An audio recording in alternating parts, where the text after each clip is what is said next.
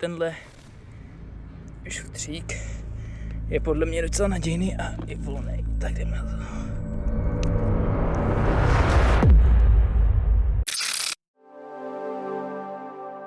Vítám vás po dlouhé době u dalšího mineralogického videa. Po asi 4 měsících jsem se rozhodl, že natočím nějaké další videjko. Nacházím se v Jeseníkách na jedné lokalitě Křemenů a musím říct, že tuhle lokalitu postihl jeden takovej nešvar, jak bych řekl. Což znamená to, že někdo napsal přesnou GPS lokaci na nějakou Facebook skupinu. A já už jsem tuhle lokalitu navštívil minulý rok poprvé. Je to tady docela aktivní, abych řekl pravdu. Nacházím se teďka v starším výkopu, kde se nachází ametisty a křemeny. Jak se můžete podívat, tak tady už se moc nekopejou. Ale když se otočíme na druhou stranu a půjdeme o něco dál, kde jsem dříve našel takový menší výchoz, který nebyl třeba vůbec vydobitej a ani nebyl dotknutý, tak teďka vypadá takhle. Trošičku to tady rozryli. Já si pamatuju, dřív jsem tady kopal a bylo to někde tady po tohle. Takhle to bylo, výchoz byl jenom tady po tohle. A teďka se to rozrylo úplně a vypadá to tady prostě takhle, tak jako... Jo, jako mě to nějak neříkám, že jako je to špatně, ale jako dávat na Facebook lokalitu není úplně ideální nápad podle mě, jo. Já už jsem to taky přestal dělat, že říkám, kde to přesně je. Tak uvidíme, jestli něco najdem. Díval jsem se, nechali tady nějaký zajímavý vzorečky. Pravděpodobně, typuji, že je to od toho cápka, co to postoval. Takový křemeny, no. Jo, nechali jich tady pár. Takže uvidíme, třeba něco najdeme. Abyste byli trochu v obraze s tím, jak lokalita vypadala dřív, tak vám ukážu fotky z mých minulých návštěv. Poprvé jsem lokalitu navštívil v dubnu roku 2025, s tím, že hlavní výchoz vypadal v podstatě stejně jako teďka, ale vpravo od něj byl menší křemenný výchoz, o který se v podstatě nikdo nezajímal. Podařilo se mi z ní najít pár křemenů a dokonce i tento ametist, který patří k jedním z nejlepších nálezů, který jsem na této lokalitě našel. Po druhé jsem zde byl až v srpnu, kdy už tento výchoz byl trošku víc odkrytej. Podařilo se nám zde najít ten den ametistová žíla, ale ten ametist byl hodně světlej a ani se nám nepodařila celá ta žíla dostat ven. A teď se pojďme přesunout zase do současnosti. Tak nějakou chvíli jsem tady hledal a zkusil jsem tady místo vedle výchozu nalevo od toho. Jsou tady nějaký krystaly teda, jo. Nějaký takovýhle kusánce tam jsou. Ale hledám větší prostě. A myslím si, že tady je teďka ametistová jako taková žílečka. Našel jsem tady pár takových ametistů, které jsou takový hodně... No nepůjde to asi úplně vidět moc, protože jsou hodně světlý, ale tady ten jde vidět třeba takhle.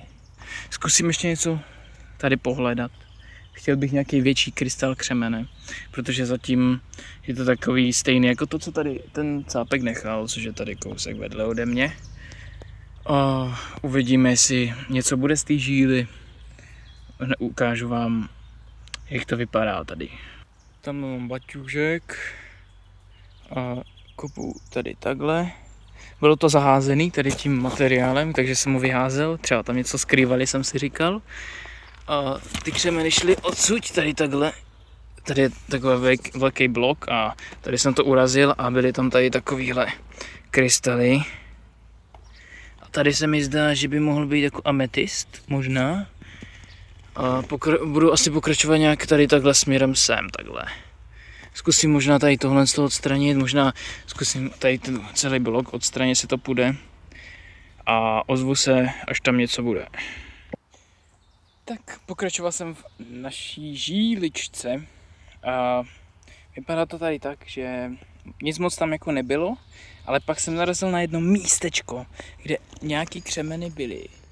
Furt pokračuju, jsem na tom stejném místě a vypadlo z toho teďka takovejhle velký křemínek. Takže ještě jsem vytáhl jeden velký šutr, který má taky to docela velký. Já vám ho brzo ukážu, ale teďka vám natočím nějaké hledání z té žíly, abych vám ukázal, jak to vlastně vypadá, když hitnete to dobré místo. Jako těch křemenů je tady dost, ale nějaký větší, ty jsou tady vzácný. Takže uvidíme, třeba ještě něco vykopem.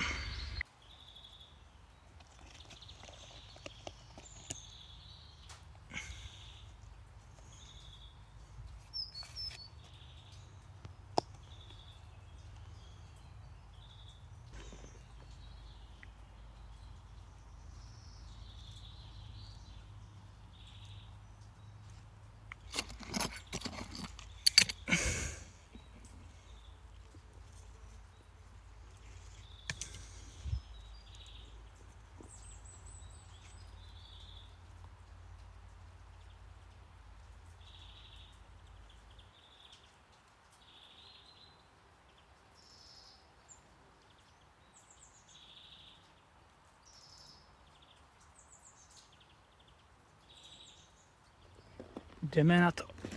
Něco tady mám, uvidíme. Tenhle šutřík je podle mě docela nadějný a je volný. Tak jdeme na to.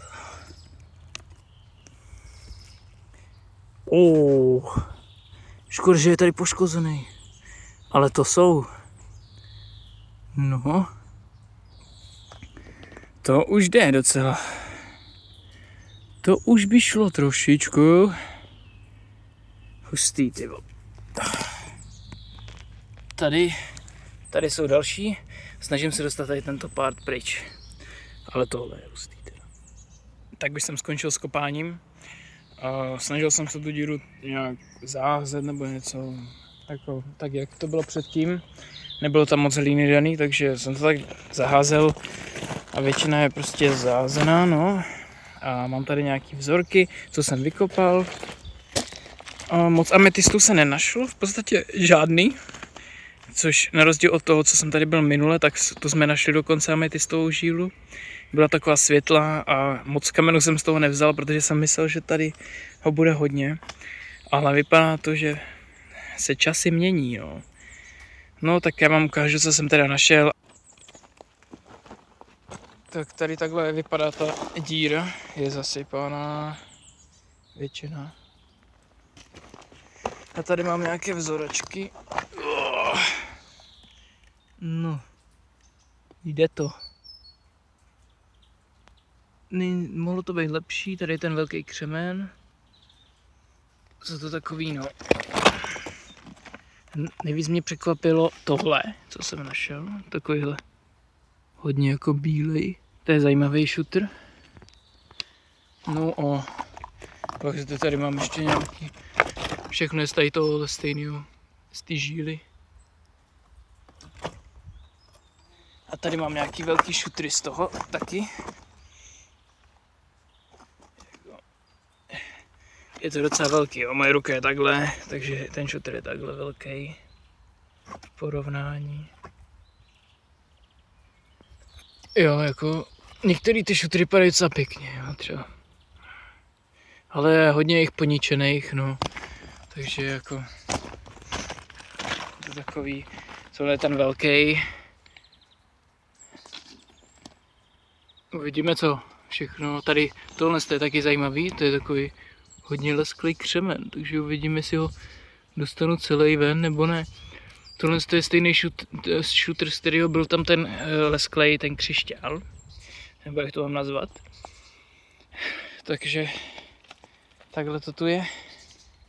Lokalita křemenu a ametistu v Jeseníkách. Tady ještě fotka mého výkopu, který jsem zde udělal. Tady je něco, co jsem si myslel, že je ametistová žíla. Tohle je křemenná žíla z krystaly, tohle je krystal z ní. Tohle to jsou všechny různé nálezy, co jsem udělal. Tady ty jsou ty větší. Tohle je ta dutina s tím křišťálem, jak bych řekl. A takhle vypadala lokalita, když jsem odcházel s tím, že tady jsem kopal. Teď se půjdeme podívat na nějaké ty nálezy, co se mi tento den povedly. První tady máme tento ametist, který je jenom takový spíš dokumentačně, abyste viděli, jak tam vypadají ty ametisty. Tenhle měl docela tmavou barvu, ale není moc pěkný a na řezbě asi nebyl taky moc pěkný. Pak máme tady tenhle oboustranně ukončený plovák, bych řekl, křemene, který se mi zde podařilo najít, moc se mi líbí.